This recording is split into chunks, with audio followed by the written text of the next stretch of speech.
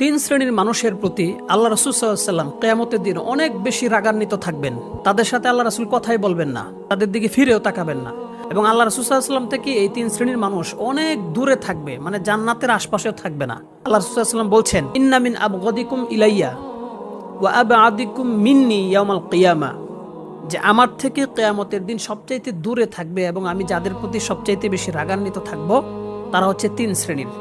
এক নাম্বার হচ্ছে আসারসারুন। আর সারসারুন মানে হচ্ছে যারা অনর্থক কথা বলে, প্রয়োজন নাই ফালতু বেহুদা কথা বলে বলে সময় নষ্ট করে কামকাজ বাদ দিয়ে, এটাকে বলা হয় আর সারসারুন। দুই নাম্বার হচ্ছে ওয়াল মুতাসাদ্দিকুন।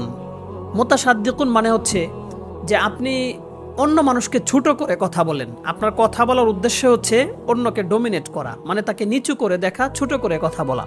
তিন নম্বরে বলা হয়েছে ওয়াল মুতাফাইহিকুন। তো মুতাফাইহিকুনের মানে হলো যে এমনভাবে এক শ্রেণীর মানুষ এমনভাবে কথা বলে, তার কথা বলার উদ্দেশ্যই থাকে যে আমি যে অনেক বড় পণ্ডিত, আমার পণ্ডিতিটা যেন মানে মজলিসের সবাই বুঝে যে সে কত বড় পণ্ডিত। পাণ্ডিত্য এবং বড়ত্বকে জাহির করার জন্য যারা গেট আপ শাট আপ নিয়ে মানুষের সামনে কথা বলে, তাদেরকে বলা হয়েছে ওয়াল মুতাফাইহিকুন।